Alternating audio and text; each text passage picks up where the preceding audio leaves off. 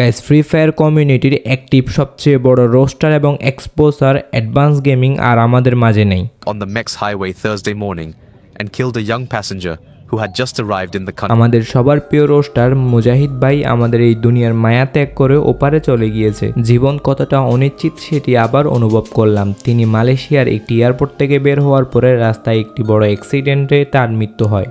কথাগুলো শুনতে অবিশ্বাস্য হলেও এটাই বাস্তব। 23 এপ্রিল 2024 বৃহস্পতিবার আজ সকালে তিনি মালয়েশিয়ার একটি এয়ারপোর্ট এমইএক্স কুয়ালালামপুর ইন্টারন্যাশনাল এয়ারপোর্ট থেকে বের হয়ে তিনি একটি উবার বুক করেন। ভোর 5টার দিকে মুজাহিদ এবং তার ওয়াইফ রওনা দেয় মালয়েশিয়ার একটি শহরের উদ্দেশ্যে। ওই উবার গাড়িটির মধ্যে ছিল মুজাহিদ এবং মুজাহিদের সহধর্মিনী। অ্যাডভান্স গেমিং এর মৃত্যুর খবরটি ফার্স্টে কিছু ইউটিউবারদের সোশ্যাল মিডিয়া পোস্টে দেখা গেল, পরবর্তীতে তার নিজস্ব টেলিগ্রাম গ্রুপ, যে গ্রুপে অ্যাডভান্স গেমিং হালাল জুয়াকে অ্যাডভান্স গেমিং এর গ্রুপ, এটার মধ্যে তোমরা দেখতে পাচ্ছ এখানে তার অ্যাক্সিডেন্টের কয়েকটা পিক দেওয়া হলো এবং এখানে জানিয়ে দেওয়া হয়েছে শুরুতে তার অ্যাক্সিডেন্টে তার মৃত্যু হয়েছে ওইটা, এবং এখানে কিছু ভয়েস দেওয়া হয়েছে, সেগুলো তোমরা শোনো। আপনার ওই দুইটা গাড়ি মুখোমুখি ধাক্কা লাগছে এবং সে মুজাহিদ ওই যে মাথা আপনার গাড়ির গ্লাসে লাগছে, লাগার পরে হয়তো বা বেশি ব্যথা পাইছে, যার ফলে মাথার মধ্যে ব্লিডিং হয়ে আপনার মারা গেছে। এখন আমি এই পর্যন্ত কোনো ছবি টবিও পাইছি না, তবে আমি আমাদের এই এলাকার মানুষ পাশাপাশি যত সোর্স আছে সবাইকে মালয়েশিয়াতে পাঠাইছি, মানে যেখানে যাওয়া দরকার সেখানে পাঠাইছি, আশেপাশে যারা অনেকে আছে না থাকে তো তাদেরকে পাঠাইছি,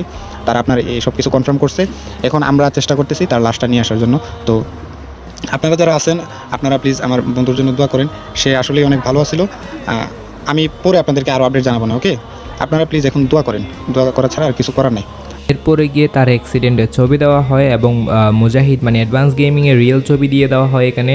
এরপরে তার ওই যে একটা ভিডিও দেওয়া হয় তাদের এলাকার মানে বাসীরা ওইখানে গিয়ে ভিডিওটা সংগ্রহ করে তার লাশের ছবি দেওয়া হয়, এখানে একটা ভয়েসও দেওয়া হয়, ভয়েসটা তোমরা শোনো। সবার উদ্দেশ্যে একটাই কথা বলবো, আপনারা যারা আমার বন্ধুরে এতদিন যাবৎ দেখে না দেখে সাপোর্ট করছেন, হেল্প করছেন, পাশাপাশি তার মানে সব কার্যকলাপে আপনারা খুশি মনে মেনে নিছেন, তো আপনাদের কাছে আমার অনুরোধ, তার যদি কোনো খারাপ বা তার কোনো ব্যবহারে আপনারা কষ্ট পেয়ে থাকেন, আমি আমার বন্ধুর তরফ থেকে আপনাদের কাছে মাপ চাইতেছি, ওকে? আসলে আমি এখনও বিশ্বাস করতে পারতেছিলাম না যে সে মারা গেছে, যে এখন আমার হাতে ভিডিও আসছে, আমি ওখানে মানুষ পাঠাইছিলাম, তো এখন তার লাশ আনবো, তারপর দাফন করবো। সবাই দোয়া করেন, আর কেউ কোনো ধরনের দাবি বা কিছু রাখেন না। তার খারাপ আচরণগুলো আপনারা একটু ক্ষমা সুন্দর দৃষ্টিতে দেখেন, তার ভালো কাজগুলো আপনারা একটু প্রমোট করেন। আর আমি তার ছবি দিছি যেন আপনারা তারে এতদিন যাবত অনেকেই আছে না দেখে তারে ভালোবাসছেন, তার প্রতি সাপোর্ট দেখেছেন, আপনারা যেন তার একটু দেখতে পারেন। আর খুব শীঘ্রই আমি এই গ্রুপটা হয়তো ক্লোজ করে দিতে পারি, আপনাদেরকে আমি পরে জানাবো না। হ্যাঁ, এখানে লাস্টে গ্রুপ ক্লোজ করে দেওয়ার কথা বলতেছে। তো যাক, এই বিষয়টা নিয়ে পরে কথা বলবো। উনি তো মারা গেছে, ওনাকে নিয়ে এই কথাগুলো এখন না বলাই উচিত। তো যাই হোক, মারা গেছে যাই হোক, মৃত্যু তো ভাই একদিন সবারই আসবে। তুমি যে বাইচে থাকতে যে অন্যায়গুলো করছো সেগুলো তো আর যাবে না, যে হক হালালের টাকা নিয়ে করছো নাকি হারামের টাকা নিয়ে করছো, সব তো দেখাই যাইতেছে। যাক, মৃত্যুর পরে ভাই সব মানুষেরই ক্ষমা করে দেওয়া উচিত, সবাই তারে ক্ষমা করে দিয়েন। দেন হচ্ছে যে তার মৃত্যুটা কনফার্ম, আপনারা তো জানা গেছেন এবং আমি যতটুকু পারছি আপনাদেরকে দেখানোর বা বোঝানোর চেষ্টা করছি সে কীভাবে মৃত্যুবরণ করছে। তাছাড়া একটা নিউজ করা হয়েছে এখানে, কোন জায়গায় মালয়েশিয়ার একটা নিউজ করা হয়েছে, ওই নিউজটাও আপনারা শোনেন, আমি তার সাথে আমি নিজে একটু ডাবিং করে দিচ্ছি। একজন সামরিক কর্মকর্তা যিনি মাতাল অবস্থায় গাড়ি চালিয়েছেন বলে ধারণা করা গিয়েছে, বৃহস্পতিবার সকালে ম্যাক্স হাইওয়ের বিপরীত দিক থেকে আসা গাড়ির সাথে মুখোমুখি সংঘর্ষে এতে এক তরুণ যাত্রী নিহত হন, যিনি বৃহস্পতিবার সকালে ম্যাক্স হাইওয়ের বিপরীত দিক থেকে আসা গাড়ির সাথে মুখোমুখি সংঘর্ষ করেন এবং এতে এক তরুণ যাত্রী নিহত হন, যিনি সদ্যদেশ থেকে এসেছিলেন।